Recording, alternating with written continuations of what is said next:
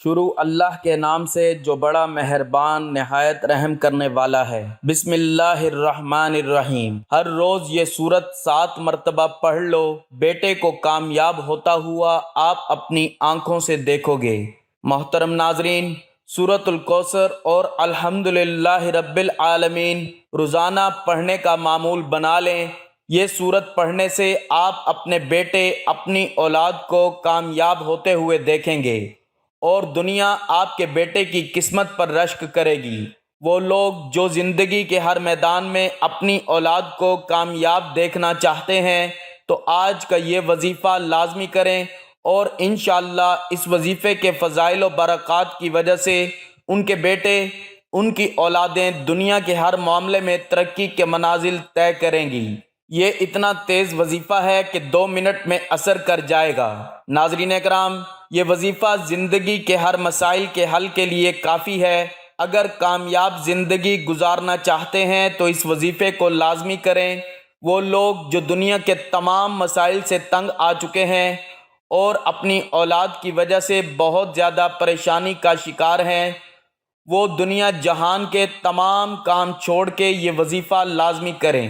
یہ ایک خاص وظیفہ ہے کہ پڑھنے والا رب کعبہ کو راضی کر لیتا ہے، اور جس بندے سے رب راضی ہو جاتا ہے اس بندے کی ہر پریشانی، ہر مشکل، ہر تنگ دستی ٹل جاتی ہے۔ سورۃ کوثر اور الحمدللہ رب العالمین کے کمالات ہر کوئی جانتا ہے، لیکن اگر کوئی نہیں جانتا تو آج یہ وظیفہ بتائے گئے طریقے سے ایک بار میرے کہنے پر کر کے دیکھیں، آپ تمام وظیفوں کو بھول جاؤ گے۔ صرف ایک بار پڑھنے کی دیر ہے۔ یہ وظیفہ آج تک جس کسی کو بتایا، جس نے پڑھا، رب نے بے شمار رحمتوں برکتوں سے نوازا۔ یہ وہ صورت ہے جس سے آپ کی تمام پریشانیاں ختم ہو جاتی ہیں، اور اس عمل کی برکت سے آپ کی اولاد کی تمام پریشانیاں دور ہو جائیں گی، اور آپ کی اولاد دن دگنی رات چگنی ترقی کرے گی انشاءاللہ۔ ایک صاحب حضرت علی مولا شیر خدا مشکل کشا کی بارگاہ میں حاضر ہوئے اور فرمایا کہ میں تنگ دست ہوں، گھر کے حالات خراب ہیں، بیٹے کا کاروبار نہیں ہے، وہ رزق کی وجہ سے پریشان ہے، تنگ دست ہے۔ مولا علی نے فرمایا جاؤ استغفار کرو۔ ایک دوسرا شخص آیا، کہا میں بے اولاد ہوں، پریشان ہوں، نرینہ اولاد دے دیجئے۔ مولا علی نے فرمایا جاؤ استغفار کیا کرو، جاؤ استغفار کرو۔ ایک تیسرا شخص آیا، اس نے کہا مولا علی میرے گھر میں پریشانیاں ہیں، اپنا مسئلہ بیان کیا۔ مولا علی نے فرمایا جاؤ استغفار کرو۔ وہ تینوں شخص چلے گئے۔ پاس بیٹھے ایک بندے نے مولا علی شیر خدا مشکل کشا سے پوچھا کہ مولا علی آپ کے پاس 3 بندے آئے، تینوں نے اپنے مختلف مسائل پیش کیے، اور آپ نے تینوں کو استغفار کا ہی ذکر کیوں کہا؟ تو مولا علی نے فرمایا کہ آج ہماری تباہی و بربادی کی سب سے بڑی وجہ ہمارے گناہ ہیں۔ اگر کسی کا رزق تنگ ہوتا ہے تو وہ توبہ کرے، اگر پریشانیاں کسی کی جان نہیں چھوڑ رہی تو وہ توبہ کرے، اگر کسی پر آزمائش آتی ہے تو وہ توبہ کرے، اگر کسی کے گھر فاقے ہیں، غربت ہے تو وہ توبہ کرے۔ توبہ کا ذکر، استغفار رب کو راضی کر لیتا ہے، رب کو منا لیتا ہے، اور جس بندے سے رب راضی ہو جاتا ہے پھر اسے مانگنا نہیں پڑتا، اسے غیبی خزانوں سے دے دیا جاتا ہے۔ مولا علی نے فرمایا کہ جب کبھی آپ پر مشکل وقت آ جائے استغفار کرو، اور بعض اوقات انسان سے جانے انجانے میں کوئی ایسا گناہ، کوئی ایسی بات، کوئی ایسا عمل ہو جاتا ہے کہ وہ بندہ رب کی پکڑ میں آ جاتا ہے، اور جب بندہ رب کی پکڑ میں آ جائے تو پھر دنیا کے کوئی جادو جنات، کوئی بھی وظیفے، کوئی اعمال، کوئی بھی عمل آپ کا فائدہ مند نہیں رہتا۔ جب تک آپ اپنے گناہوں کی سچی توبہ نہیں کر لیتے آپ کامیاب ہو ہی نہیں سکتے۔ اس لیے خدا را آپ نے سب سے پہلے اپنے گناہوں کی سچی توبہ کرنی ہے۔ محترم ناظرین، یہ کامیابی کا راز آپ کو بتا رہا ہوں۔ میں لوگوں کے وظائف سنتا ہوں، لوگ بڑے بڑے وظائف بتاتے ہیں، بڑے بڑے درس دیتے ہیں، لیکن خدا را ہم میں سے، آپ میں سے بہت سے لوگ ان باتوں کو پہلے سے جانتے ہیں، مقصد کیا ہے کہ کوئی ایسا عمل بتا دیا جائے جو ہمیں واقعی کامیاب کر دے۔ تو استغفار ایک ایسا عمل ہے جو ہمیں گناہوں سے چھٹکارا دلا سکتا ہے۔ ناظرین اکرام، ہمارے گناہ ہی ہیں جس کی وجہ سے ہماری تباہی و بربادی بڑھتی جا رہی ہے اور ختم ہونے کا نام نہیں لے رہی۔ آپ اس تباہی و بربادی سے بچنا چاہتے ہیں تو استغفار کی کثرت کریں۔ استغفار کے لغوی معنی مغفرت طلب کرنا ہے، اور مغفرت گناہ کے شر سے بچنے کو کہتے ہیں۔ دین اسلام میں استغفار کی بڑی اہمیت ہے، اور قرآن کریم میں بہت ساری آیات موجود ہیں جو مغفرت و استغفار کے بارے میں بتاتی ہیں۔ کچھ آیات اس کے بارے میں حکم دیتی ہیں، کچھ اس کی طلب کے بارے میں ہیں، اور کچھ اس کی تعریف بیان کرتی ہیں۔ سورۃ النساء میں اللہ رب العزت نے نبی محترم محمد صلی اللہ علیہ وآلہ وسلم کو حکم دیا اور فرمایا، اور اللہ تعالیٰ سے بخشش مانگو، بے شک وہ بخشش کرنے اور مہربانی کرنے والا ہے۔ سورۃ المزمل میں رب کریم نے مومنوں کو اس بارے میں حکم دیا، اور اللہ تعالیٰ سے بخشش طلب کرتے رہو، یقیناً وہ بخشنے والا مہربان ہے۔ ختم المرسلین صلی اللہ علیہ وآلہ وسلم کا فرمان ہے، اور میں اللہ سے دن میں 100 بار بخشش مانگتا ہوں، جس سے استغفار کی اہمیت و افادیت واضح ہوتی ہے۔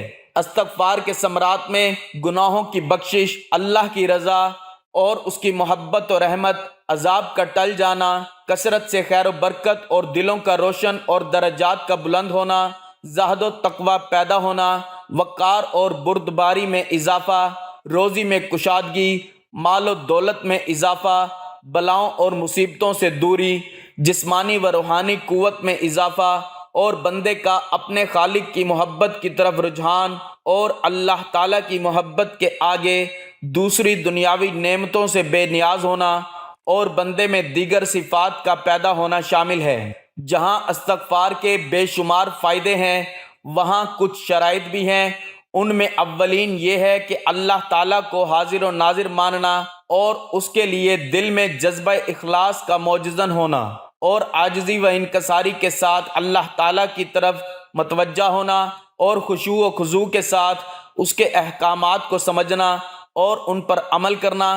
جبکہ استغفار کے آداب میں طہارت، جسمانی و روحانی کا ہونا بھی ضروری ہے۔ استغفار کے اوقات وقت سحر کے علاوہ پچھلی رات کو اللہ سے بخشش مانگنا۔ رسول اکرم صلی اللہ علیہ وآلہ وسلم کا فرمان ہے کہ رب کائنات رات کے آخری تہائی حصے میں ہر رات دنیا سے قریب والے آسمان پر نازل ہوتا ہے اور کہتا ہے کہ کون ہے جو مجھے پکارے اور دعا و استغفار کرے، میں اس کی دعا کو قبول کروں، اور کون ہے جو مجھ سے سوال کرے اور میں اسے عطا کروں، کون ہے جو مجھ سے مغفرت طلب کرے اور میں اسے بخش دوں۔ محترم ناظرین، آج کا خاص وظیفہ لازمی کیجئے۔ آپ بے روزگار ہیں، آپ بے اولاد ہیں، آپ قرض دار ہیں، آپ کا کاروبار نہیں چل رہا، آپ کے گھر میں مسائل ہیں، آپ کی جتنی بھی پریشانیاں، جتنے مسائل، جتنی رکاوٹیں، جتنی بندشیں ہیں، یہ سب ختم ہو جائیں گی اگر آپ سورۃ الکوثر اور الحمدللہ رب العالمین کا وظیفہ کریں گے، کیونکہ یہ ایک ایسی آیت ہے جو اللہ تعالیٰ کی پاکی کو بیان کرتی ہے اور اللہ تعالیٰ کا شکر ادا کرنے کی ہمیں توفیق عطا کرتی ہے۔ جب ہم اللہ تعالیٰ کا شکر ادا کریں گے تو وہ ہمیں غیب سے اتنا خزانہ عطا کرے گا کہ آپ خود حیران رہ جائیں گے، آپ کو سمجھ بھی نہیں آئے گی یہ دولت اور رزق کہاں کہاں سے آ رہا ہے۔ اگر آپ روزانہ کی بنیاد پر عمل کریں گے تو انشاءاللہ آپ کی اولاد کی ترقی لوگ دیکھیں گے اور حیران رہیں گے کہ اچانک اللہ تعالیٰ نے ان کو اتنی کامیابی سے کیسے نواز دیا۔ محترم ناظرین، حضرت عائشہ صدیقہ رضی اللہ تعالی عنہا روایت فرماتی ہیں کہ حضور نبی اکرم صلی اللہ علیہ وآلہ وسلم نے فرمایا، قرآن مجید کا ماہر معزز و محترم فرشتوں اور معظم و مکرم انبیاء علیہم السلام کے ساتھ ہوگا، اور وہ شخص جو قرآن پڑھتا ہو لیکن اس میں اٹکتا ہو اور پڑھنا اس پر کند ذہن یا موٹی زبان ہونے کی وجہ سے مشکل ہو، اس کے لیے بھی 2 گنا اجر ہے۔ ایک دوسری روایت میں ہے کہ وہ شخص جو قرآن پڑھتا ہے حالانکہ یہ پڑھنا اس کے لیے سخت مشکل ہو، اس کے لیے 2 اجر ہیں۔ حضرت سعد بن ابی وقاص رضی اللہ تعالی عنہ روایت کرتے ہیں کہ رسول اللہ صلی اللہ علیہ وآلہ وسلم نے فرمایا تم میں سے بہترین لوگ وہ ہیں جو قرآن مجید سیکھیں اور سکھائیں۔ عاصم کہتے ہیں مصعب نے میرا ہاتھ پکڑ کر مجھے اس اعلیٰ مقام پر بٹھایا کہ میں اسے قرآن پڑھاؤں۔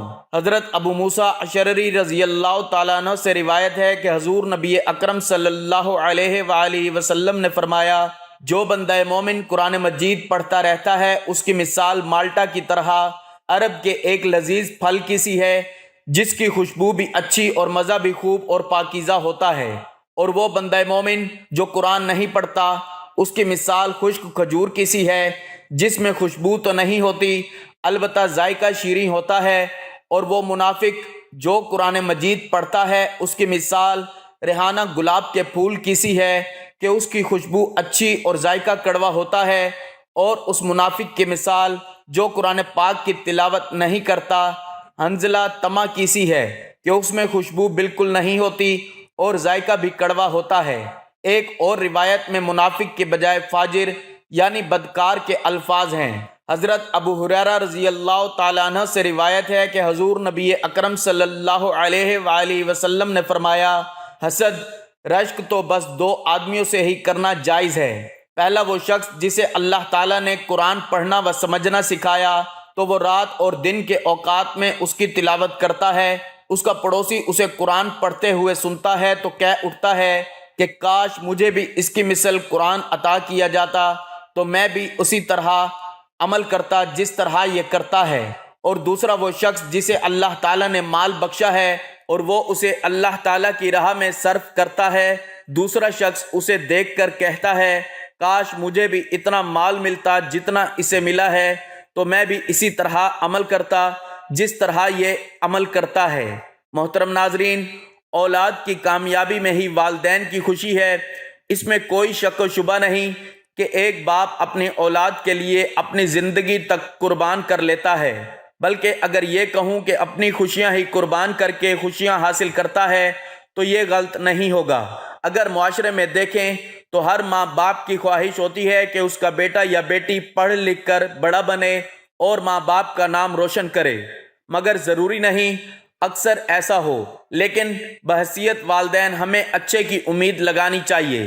آج اس باپ کی کہانی بیان کر رہا ہوں جس کا بچہ پاس تو ہوا مگر نمبر انتہائی کم تھے۔ باپ کو دکھ بہت ہوا مگر بیٹے سمیت کسی کو محسوس نہیں ہونے دیا، اور بیٹے کا ہاتھ پکڑ کر ساتھ لے گیا اور ایک بیکری سے مٹھائی لی اور واپس گھر آیا، اور پھر بیٹے کو ساتھ لے کر محلے کے ایک ایک گھر میں مٹھائی تقسیم کرتا گیا اور ساتھ میں کہتا رہا یہ دیکھو میرا بیٹا پاس ہو گیا ہے، 36% نمبر لیے ہیں، آج میں خوش ہوں میرا بیٹا اتنے اچھے نمبروں سے پاس ہو گیا ہے۔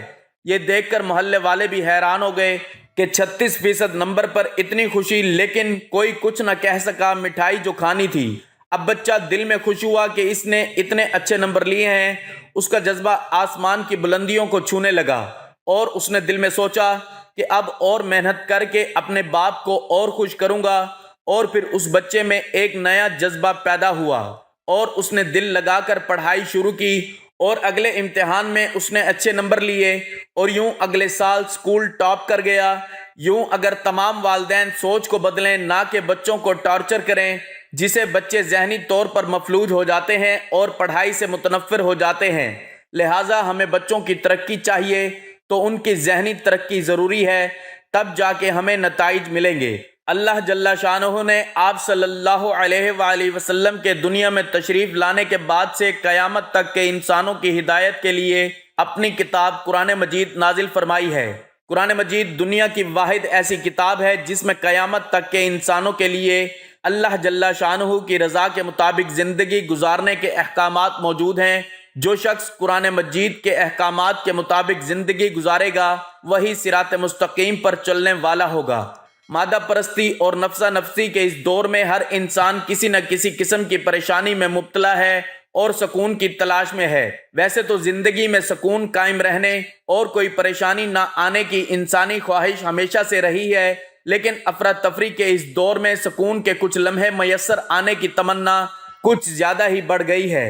اگر آپ زندگی میں سکون حاصل کرنا چاہتے ہیں تو آپ کو ایسے اصول اپنانے ہوں گے جو آپ کو پرسکون اور خوشگوار زندگی فراہم کر سکیں۔ قرآن پاک جو اللہ کی پاکیزہ کتاب ہے اور ہماری ہدایت اور کامیابی کے لیے اتاری گئی ہے، اس میں اللہ پاک نے جہاں اپنی وحدانیت، نبوت اور رسالت بیان کی ہے اور دینی اور دنیاوی کامیابی کے لیے سماجی اور معاشرتی آداب کو بیان کیا، وہیں زندگی کو خوشگوار بنانے کے حوالے سے بھی رہنما اصول بیان کیے ہیں۔ ان اصولوں کو جان کر اگر ان پر عمل کیا جائے تو زندگی کی بہت سی پریشانیوں اور مشکلات کو ختم کر کے اسے خوشگوار بنایا جا سکتا ہے۔ پارہ 26 سورۃ حجرات میں اللہ رب العزت نے ان الفاظ کے ساتھ یہ اصول ارشاد فرمایا ہے: اے ایمان والو، بہت زیادہ گمان کرنے سے بچو، بے شک کوئی گمان گناہ ہو جاتا ہے، اور پوشیدہ باتوں کی جستجو نہ کرو اور ایک دوسرے کی غیبت نہ کرو۔ کیا تم میں سے کوئی پسند کرے گا کہ اپنے مرے ہوئے بھائی کا گوشت کھائے تو یہ تمہیں ناپسند ہوگا۔ اسلام نے یہ بات واضح کر دی ہے کہ جس دنیا میں تم ہو وہ عارضی، مختصر اور ناپائیدار ہے، اور اس میں تمہارا قیام و قرار بھی بہت تھوڑا ہے۔ اس کے مقابلے میں ایک اور دنیا جسے آخرت کہا جاتا ہے وہ پائیدار اور کبھی نہ ختم ہونے والی ہے۔ وہاں کا قیام و قرار بھی طویل اور ہمیشہ باقی رہنے والا ہے۔ قرآن مجید میں ارشاد ہے: اور دنیا کی یہ زندگی تو محض عارضی، مختصر اور کھیل تماشا ہے، البتہ آخرت کے گھر کی زندگی ہی حقیقی زندگی ہے۔ کاش یہ جانتے ہوتے۔ یہ معلوم ہو جانے کے بعد کہ دنیا بھی عارضی ہے اور یہاں کا قیام بھی عارضی ہے، اس کے باوجود مستقل اسی میں پڑ جانا نادانی بلکہ بے عقلی کی علامت ہے۔ انسان خوب جانتا ہے کہ اسے موت آ کر رہے گی اور پل بھر میں اس کی خواہشات کا خاتمہ ہو جائے گا، دنیا چھوٹ جائے گی اور دنیا والے اس سے بچھڑ جائیں گے۔ اس کے باوجود وہ غیر ضروری کاموں میں الجھا ہوا ہے۔ کامیاب زندگی کے لیے ضروری ہے کہ مختصر وقت کو کام میں لایا جائے اور پل پل اس کی حفاظت کی جائے۔ آخرت ہمیشگی کی جگہ ہے اور وہاں کی زندگی دائمی ہے، تو ہوش مندی کا تقاضا یہ ہے کہ اپنی پوری توجہ اور فکر اسی کی طرف منتقل کرے اور اس کے حصول کے لیے اس دنیاوی زندگی کا استعمال کرے۔ قرآن مجید میں آخرت کی دائمی زندگی کو واضح الفاظ میں بیان کیا گیا ہے اور اس کی طرف توجہ دلاتے ہوئے اس کی فکر کرنے کی ترغیب دی ہے۔ ارشاد ہے: اے لوگو، کیا ہو گیا ہے تم کو موت کی حقیقت جاننے اور آنکھوں سے دوسروں کے مرنے کا مشاہدہ کرنے کے باوجود، لیکن پھر بھی تم لوگ دنیاوی زندگی کو مقدم رکھتے ہو، حالانکہ آخرت کہیں زیادہ بہتر اور کہیں زیادہ پائیدار ہے۔ اس زندگی کو کامیاب بنانے کا نسخہ خدا کی بندگی اور اس کی فرما برداری ہے۔ اس سے جہاں دنیاوی زندگی درست ہوتی ہے اور سکون و اطمینان کا باعث بنتی ہے، وہیں آخرت کی کامیابی اور وہاں کی دائمی زندگی کی خوشیاں بھی حاصل ہوتی ہیں، اور اس کا احساس بھی یہاں کی زندگی میں تازگی اور مسرت پیدا کرتا ہے۔ مگر بہت سے لوگ اب بھی آخرت سے غافل ہو کر دنیاوی زندگی میں الجھے ہوئے ہیں اور حقیر دنیا کے پیچھے پڑے ہوئے ہیں۔ قرآن مجید نے ان لوگوں کو جو آخرت سے غافل ہو کر دنیا سے چمٹ جاتے ہیں اور اپنی غفلت سے باخبر ہونا نہیں چاہتے، ان پر افسوس ظاہر کیا ہے اور ان سے پوچھا ہے: کیا تم آخرت کے مقابلے میں دنیاوی زندگی پر راضی ہو چکے ہو؟ اگر ایسا ہے تو یاد رکھو کہ دنیاوی زندگی کا مزہ آخرت کے مقابلے میں کچھ بھی نہیں مگر تھوڑا ہے۔ دنیاوی زندگی کا قیام بہت تھوڑا اور مختصر ہے۔ یہاں نہ تو ہر خواہش پوری ہوتی ہے اور نہ ہی زندگی کا مکمل سکون حاصل ہوتا ہے، بلکہ یہاں کی زندگی کا وہاں حساب دینا ہے۔ ہر چھوٹی بڑی چیز کے متعلق پوچھا جائے گا۔ جو جتنا سامان زندگی اکٹھا کرے گا اتنا ہی بوجھ اپنے سر پر لاد کر لے جائے گا، اور جو جتنا کم سامان رکھے گا اتنے ہی کم سوالات اس سے کیے جائیں گے۔ محسن انسانیت صلی اللہ علیہ وآلہ وسلم نے تعلیم دی ہے کہ انسان زیادہ کی فکر نہ کرے بلکہ کم سے کم چیزوں پر قناعت کرے، کیونکہ دنیا اس کے لیے مسافر خانہ ہے اور مسافر اتنا ہی سامان اپنے ساتھ رکھتا ہے جتنے کی ضرورت ہو۔ حضرت عبداللہ بن عمر رضی اللہ تعالیٰ عنہ فرماتے ہیں کہ ایک دن آپ صلی اللہ علیہ وآلہ وسلم نے میرا کندھا پکڑ کر فرمایا: دیکھو، دنیا میں ایسے رہو گویا تم اجنبی ہو یا راستہ چلنے والے مسافر۔ اگر انسان غور و فکر سے کام لے، اسلامی اصولوں اور نبوی سیرت کے مطابق زندگی گزارنے لگے، تو اسے قدم قدم پر محسوس ہوگا کہ زندگی کس قدر سہل اور آسان ہے۔ سادگی میں عافیت ہے اور بے جا تکلفات میں تکلیف ہے۔ انسان پر تکلیف آتی نہیں، وہ خود لاتا ہے۔ انسان چاہے تو بہت کم خرچ میں اپنی ضروریات کی تکمیل کر سکتا ہے اور بقیہ کو دوسروں کی خدمت میں صرف کر سکتا ہے۔ در حقیقت جینا اسی کا نام ہے کہ جو دوسروں کے لیے ہو۔ انسان چاہے تو جسمانی و ذہنی تھکاوٹ اور دیگر پریشانیوں سے خود کو دور رکھ سکتا ہے، مگر اس کے لیے اسے کفایت شعاری، سادگی اور بقدر ضرورت پر عمل کرنا پڑے گا، جیسا کہ اس وقت بہت سے لوگ کرتے ہوئے دکھائی دے رہے ہیں۔ موجودہ حالات نے ہمیں بہت کچھ سکھایا ہے، بس ہمیں سمجھنے اور سیکھنے اور اس کے مطابق اپنی زندگی کو ڈھالنے کی ضرورت ہے۔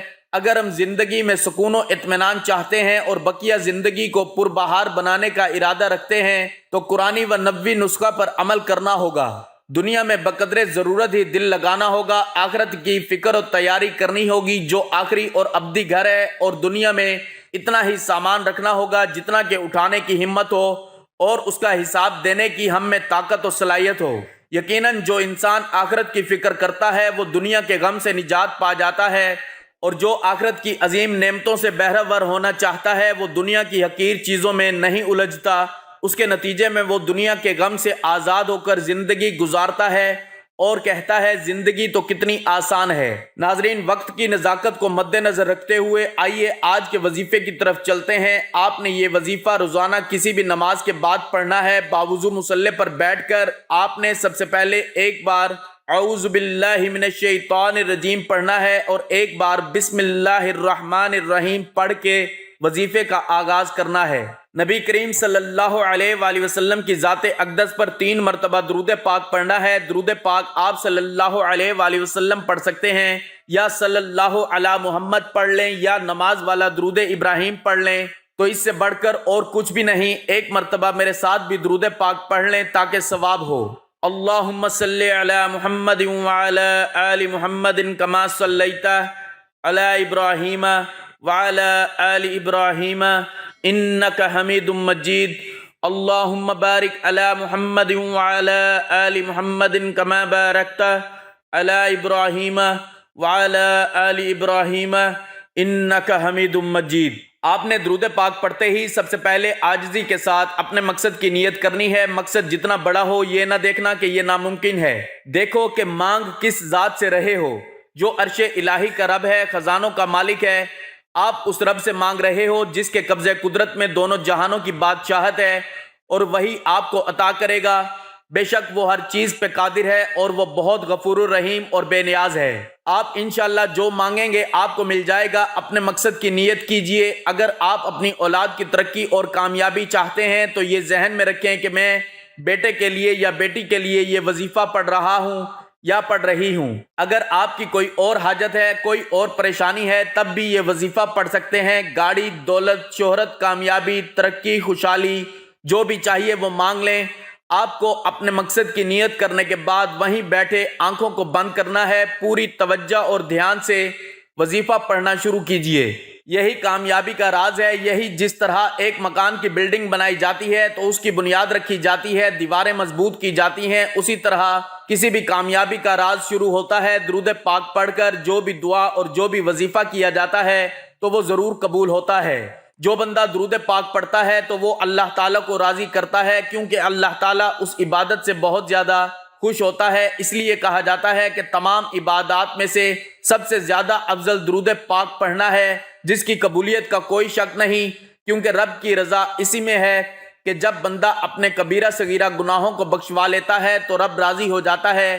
اسی طرح سے آپ نے درود پاک پڑھ کر یہ وظیفہ شروع کرنا ہے۔ یہ وظیفہ آپ اپنے ہاتھ کی انگلیوں پر گن کے پڑھ سکتے ہیں۔ اگر ہاتھ کی انگلیوں پر گن کر نہیں پڑھ سکتے تو تسبیح کا استعمال کر لیں، لیکن تعداد میں کمی بیشی نہیں ہونی چاہیے۔ اگر کمی بیشی ہوگی تو اس کے ذمہ دار آپ ہوں گے۔ آپ نے ہاتھ کی انگلیوں پر 100 بار الحمدللہ رب العالمین پڑھنا ہے، کمی بیشی نہیں کرنی۔ بعض اوقات بندہ ایک دانہ کم یا زیادہ پڑھ جاتا ہے، لیکن آپ نے 100 دانوں کی تسبیح کرنی ہے، 100 بار پڑھنا ہے، اور جب آپ کی زبان سے نکل رہا ہو الحمدللہ رب العالمین، آپ روتے ہوئے، تڑپتے ہوئے، سسکتے ہوئے رب کعبہ سے مانگتے چلے جائیں۔